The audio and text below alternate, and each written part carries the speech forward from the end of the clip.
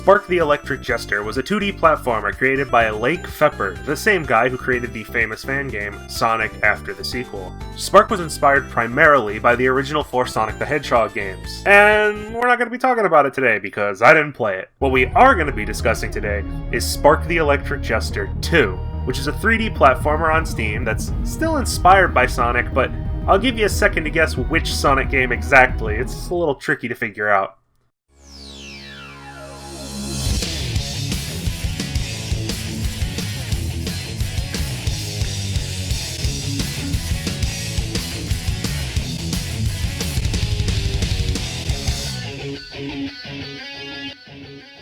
That's right, someone finally made a fan game based on Sonic's Schoolhouse, Sonic Adventure 2. But no more comparisons, for the moment at least. Let's just hop right in. Spark 2 takes place shortly after the first game, with the titular Spark the Electric Jester nowhere to be seen. Instead, we play as Fark, a robot clone of Spark who occupied the role of an antagonist in the original title. Fark is now confused about his existence and has little to no memory of where he came from, his purpose for being, or even what his real name is, as Fark is just Faker and Spark mashed together. Fark visits the Doctor, who tells Fark that he can comb through his code to find the answers he seeks.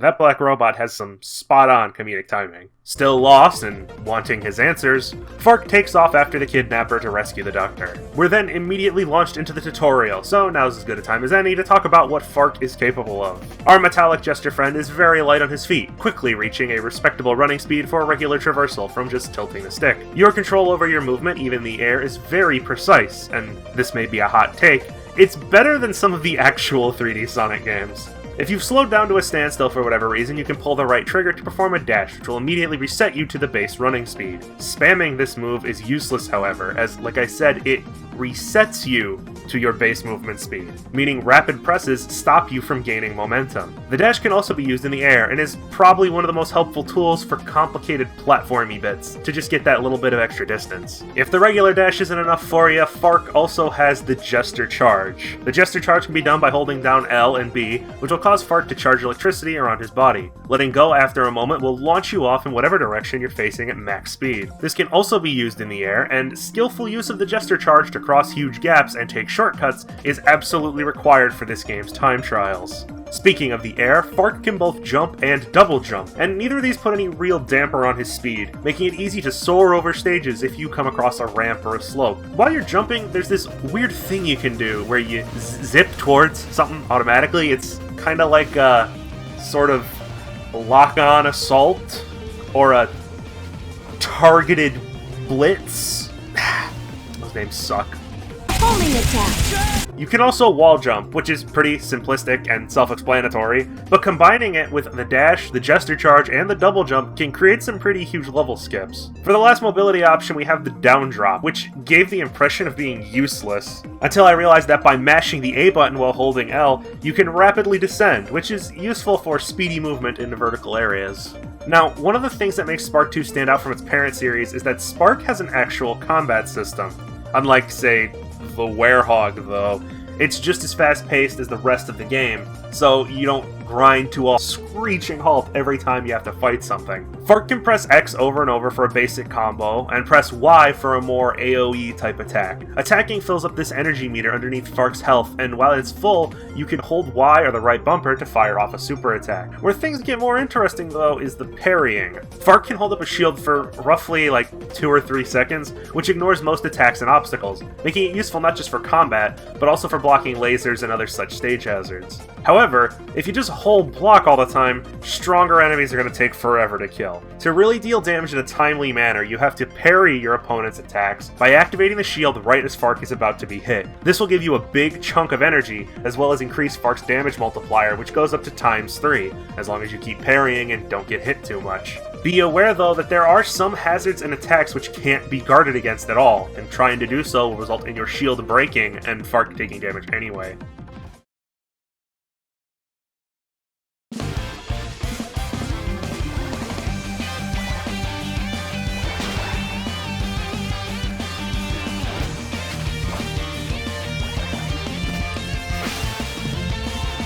With the tutorial completed, we move on to our first stage.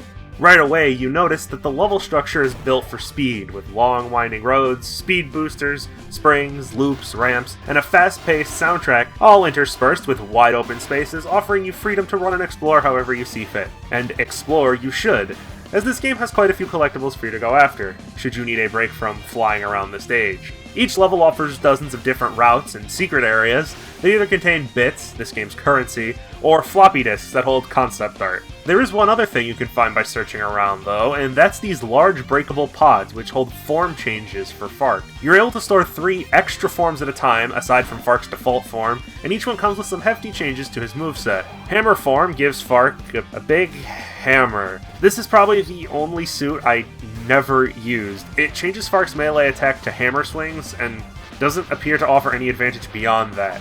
Plasma form comes with a giant blue energy sword that, in addition to slicing, can fire a spinning projectile with Y. Fark can charge up a special attack even when his energy gauge is empty while in this form, and he'll get a speed increase for a little bit. This form's range made it my go-to for most boss fights. The power form coats Fark in a thick layer of armor with thrusters on the back. His attacks change into a barrage of punches and kicks, while his dash becomes a limited hover that can get a little extra speed and distance over the usual dash. Edgy form is...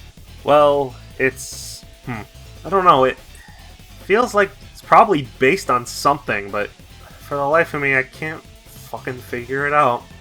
Edgy form grants you a short sword for attacking, as well as jet shoes that are not only used as a breakdance attack, but also to use Edgy form's most helpful ability. While in Edgy form, Fark can dash in the air 3 times instead of just once. Combining this with the Jester charge lets you cover absolutely disgusting amounts of distance in a very short time, and I love it.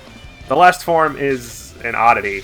Biker form gives Fark a Santa Claus outfit and a pocket bike he can use to both attack and dash with.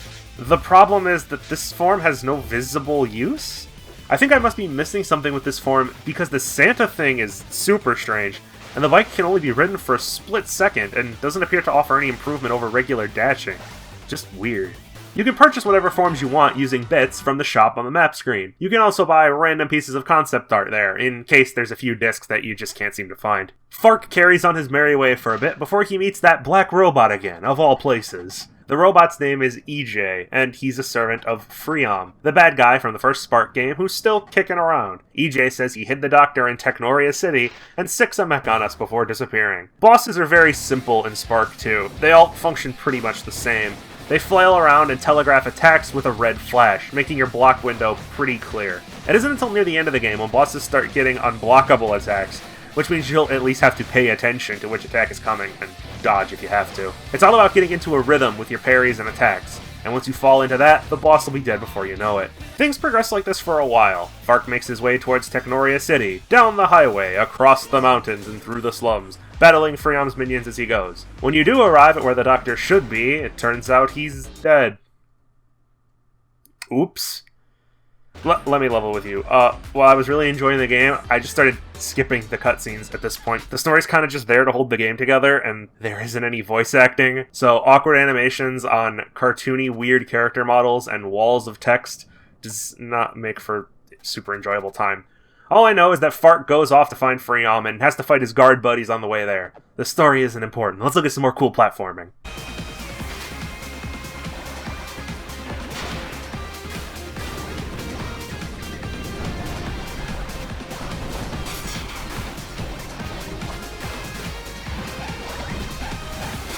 So we eventually end up on a space station that the bad guy is going to use to wipe out all life on Earth in order to build his utopia. Okay, yeah, no more Sonic comparisons. Fark talks to Freom, who, no joke, tells him that he's his father and that he created him as a clone of himself. The only difference being that Fark can change his body at will, which he immediately does and transforms from Mega Man into Mega Man X. The final boss fight ensues with you playing as Super Fark, who has all sorts of new attacks compared to any of his previous forms.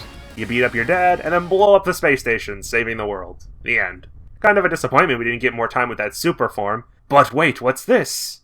Looks like we can access the super form if we collect all of the medals in the game. Well, let's get on that then.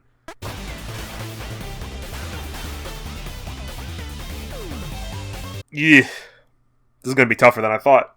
Okay, Beating Spark 2 is a relatively simple affair and can be done in 3 or 4 hours on your first playthrough, and that might be stretching it. Beating the game isn't where the challenge lies, though. The real game is trying to get all the medals on each stage. Every level has 4 medals to collect, 2 for time and 2 for score, save for boss fights which only have time. You may have gotten a couple gold medals on accident on your casual playthrough, but the diamond medals are the real ball breakers. If you aren't an expert yet on using the Jester charge and the air dash in tandem, you're gonna have a bad fucking time trying to even approach these. My first go around, I barely even used the Jester charge because charging it up seemed like it took too long. But I realized during the time trials that the amount of speed you gain is well worth the time it takes to build up, especially when used to launch over gaps. As long as you don't hit anything or run into an awkward slope or something, you can hold onto your max speed pretty much forever, making your best option to blast over or even under levels, rather than hanging around on the ground where you're more likely to run into an enemy or a post or something. Memorization is going to be required here, learning where you have to go and which areas you can completely bypass with a well-timed jump, saving yourself tens of seconds at times. Here's an example of my diamond medal run on stage 1.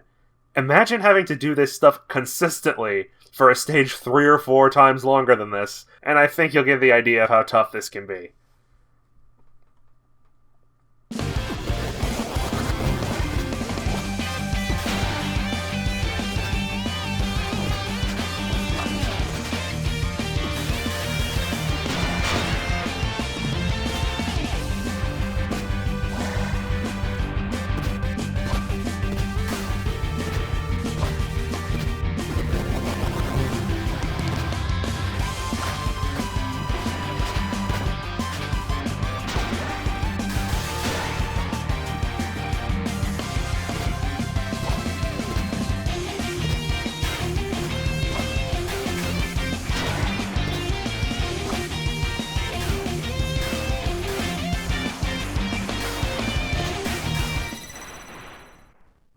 Score attack is a little different, and I'll be blunt, just isn't as fun as the time trials. Score attack medals can be earned by reaching a point threshold and then completing the stage. This means defeating as many enemies and collecting as many bits as possible, building up a combo chain that multiplies your score if you're fast enough, which makes the score counter in the corner change color. Here's the kicker though. While you'd think this means you can just dick around the huge levels and get an insane score, that's not how things play out because of one obnoxious little mechanic. The 5-minute penalty. The game doesn't tell you about this, but as soon as you spent 5 minutes on a given run, you begin violently hemorrhaging points at a fucking unbelievable rate. This penalty means that in practice, score runs have a hard 5-minute time limit. Keep in mind that some of these stages, even when rushing them, take 3 to 4 minutes to complete, meaning you'll have very little extra time to amass the points you need. It's so hard, in fact, that I haven't done it yet. I've got all the diamond time trials, but I'm missing a majority of the score medals, and I kinda ran out of time because I had to get this video out. So that means I can't show you what super mode is like. I don't feel too bad though, because it doesn't seem like anybody unlocked super mode. The only video I can find of Super Fark is of a boss rush, and I can't find anyone who's mentioned it in any forums or posts either. I'm not even sure what it does exactly. If you somehow do know, feel free to comment below explaining how Super Form works.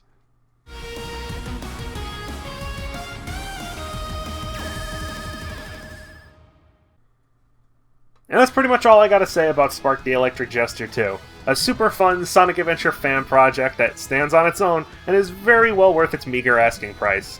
It is a little on the short side and, probably just skip the cutscenes, but still, very much recommended to any Sonic fans, or fans of platformers in general, really, to at least give it a go. Now, if only Freedom Planet 2 would finally fucking come out.